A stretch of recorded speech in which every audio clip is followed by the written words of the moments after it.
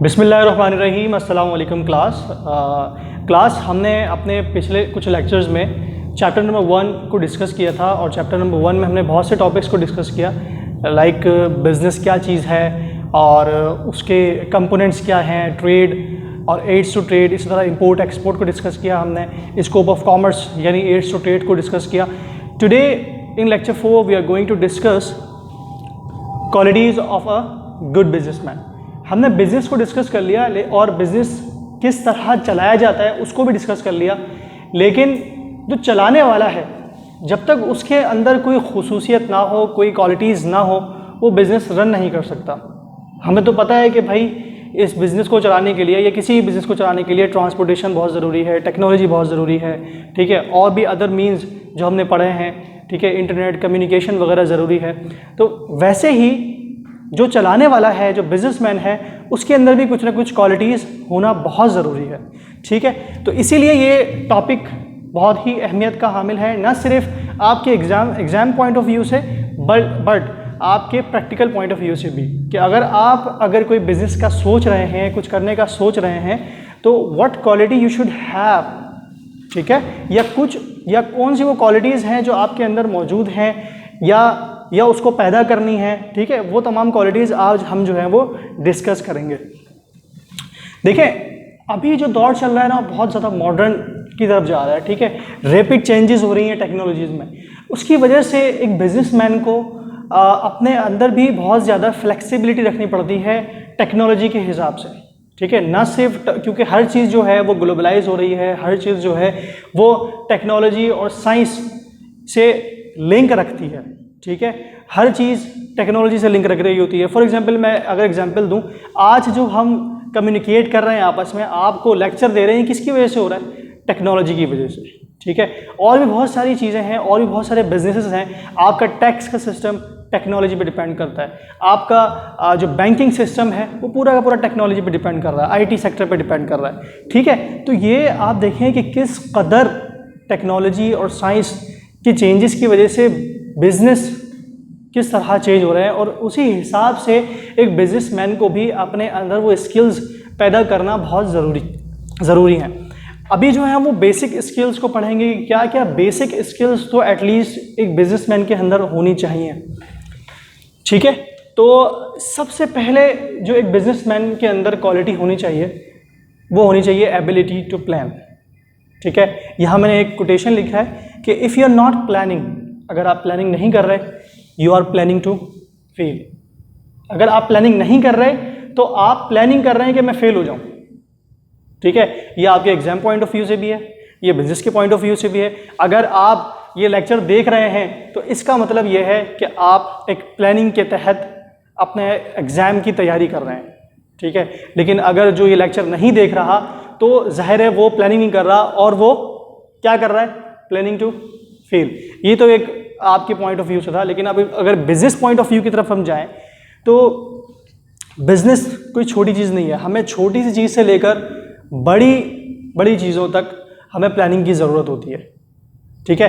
For example let's say कि अगर हमें कोई प्रोजेक्ट मिलता है, ठीक है, अगर मैं इंपोर्ट एक्सपोर्ट के बिज़नेस की बात करूं तो लेट्स से कि हमारा किसी कस्टमर के साथ कोई ऑर्डर आया है, इटली से फॉर एग्जांपल ऑर्डर आया है, और वो कह रहा है कि मुझे ये फला प्रोडक्ट चाहिए।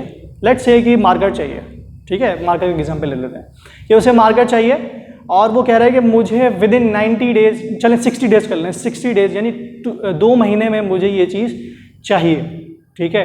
अब आप जो है मार्कर बनाने वाली कंपनी में जॉब कर रहे हैं या बिजनेसमैन हैं, ठीक है, बिजनेसमैन है, तो जाहिर है आपको पूरी प्लानिंग करनी पड़ेगी कि किस तरह मैं इस प्रोजेक्ट को 60 डेज़ के अंदर कंप्लीट करूं और 60 डेज़ के अंदर ये जो मार्कर है, ये जो प्रोडक्ट है, वो कस्टमर के हाथ में पहुंच जाए।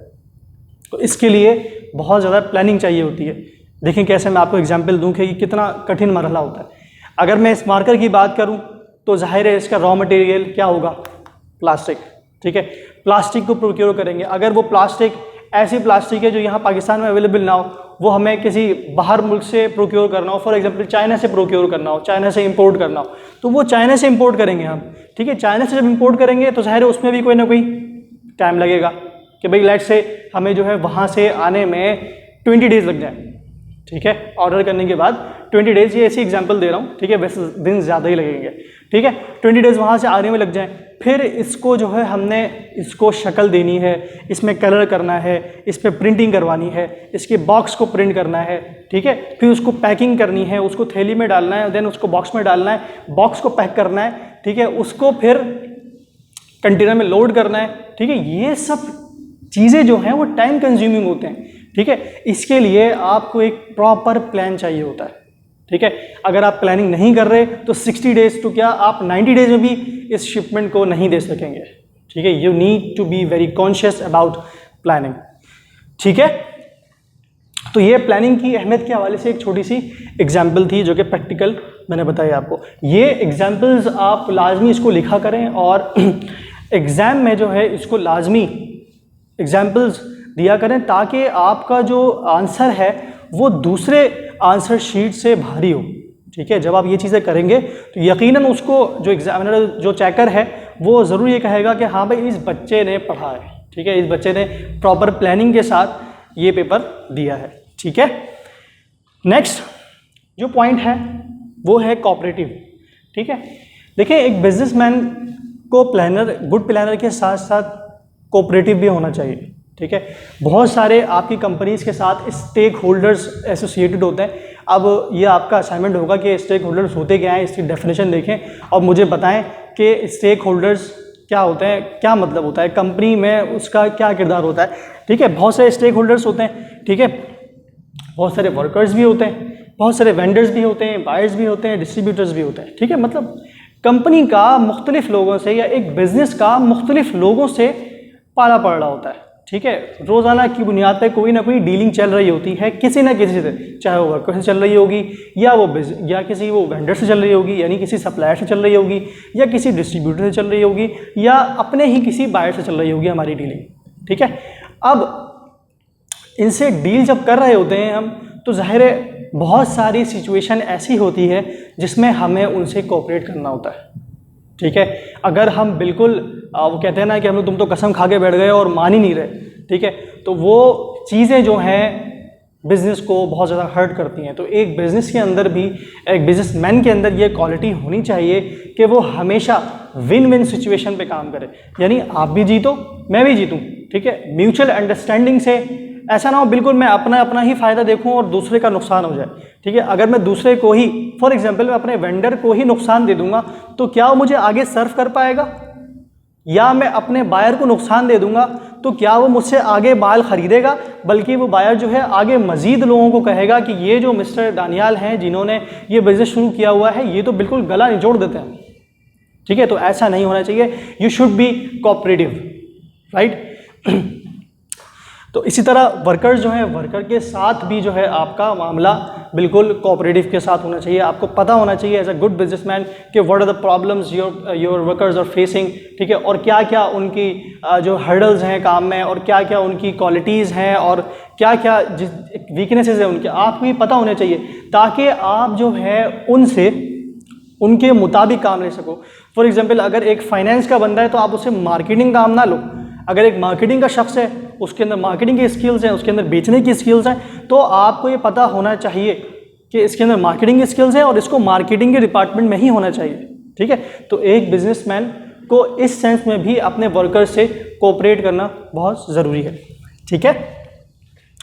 कर्टेसी, ठीक है, ये एक बहुत ही न सिर्फ बिजनेस के लिए बल्कि एक आम हमारे बोलचाल और आम रहन सहन के लिए भी बहुत ज़्यादा ज़रूरी है कि हम जब दूसरे को रिस्पेक्ट देंगे तो भी तभी हम उम्मीद कर सकते हैं कि हमें रिस्पेक्ट वापसी में मिले, ठीक है। World is the name of give and take, आप जो देते हैं वही लेते हैं, जो आप बोते हैं वही काटते हैं, ठीक है। तो इसका मतलब ये है कि आप अगर अपने जो एसोसिएटेड आपकी कंपनी से एसोसिएटेड बंदे हैं, जो भी इंडिविजुअल है, उससे आपको कर्टेसी से रहना है, ठीक है। अगर मैंने यह बात लिखी है कि courtesy for business is like an oil for machinery. जिस तरह मशीनरी में अगर जो है हम ऑयल ना डालें, ठीक है, ग्रीसिंग ना करें उसकी, तो उसमें जंग लग जानी है, ठीक है, और वो एक टाइम आएगा कि वो सीज़ कर जाएगा। जैसे आप सुनते होंगे कि बाइक में ऑयल नहीं है तो इंजन सीज़ हो गया, ठीक है, ये लड़कों को पता होगा ज़्यादा, क्योंकि उनको पता है वो बाइक चला रहे होते हैं। तो अगर वो ये कहें कि ऑयल ना होने की वजह से इंजन सीज हो गया, तो इसका मतलब है कि वो ऑयल काफ़ी दिन से चेंज नहीं कर रहा था, ठीक है, या उसमें ऑयलिंग प्रॉपर तरीके से नहीं कर रहा था।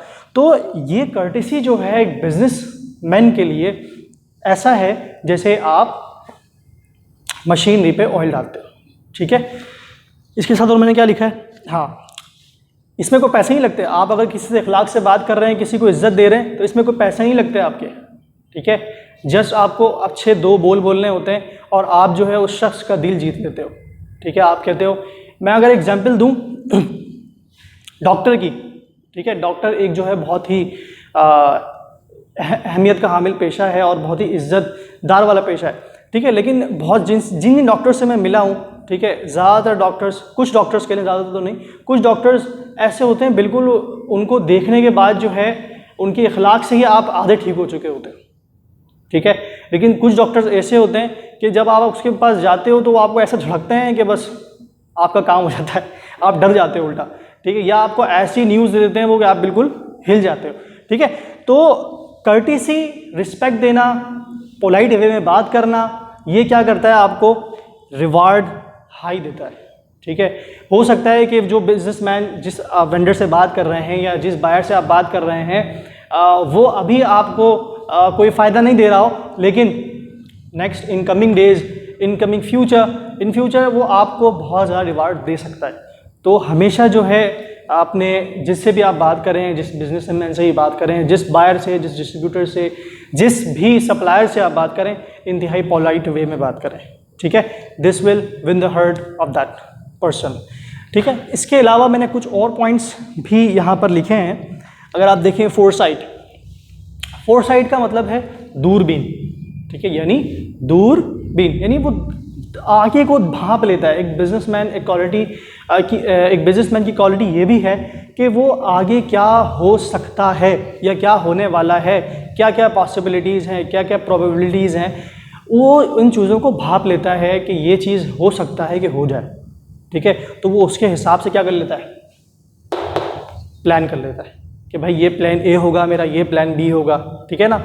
मतलब अच्छे प्लानिंग के लिए, अच्छे प्लानर के लिए आपको फोरसाइट भी होना ज़रूरी है कि आपको पता हो कि भाई आगे होने वाला क्या है, ठीक है। फॉर एग्जांपल, अगर अभी बजट आया है और इस बजट से आने से पहले आपने प्लानिंग कर ली कि हो सकता है कि टैक्स जो है, सेल्स टैक्स जो है वो लेट्स से 17% से 20% पे चले जाए, तो मुझे जो है उसकी अपनी तैयारी कर लेनी चाहिए, ठीक है। हो सकता है इनकम टैक्स जो लगने वाला है इस बजट में वो अभी स्लैब चेंज हो जाए, ठीक है। टैक्स स्लैब होता है पूरा एक, मैं इसको इंशाल्लाह अगर मौका मिला तो आपको ज़रूर दिखाऊंगा कि टैक्स स्लैब क्या होता है और किस तरीके से इनकम टैक्स की कैलकुलेशन होती है, ठीक है।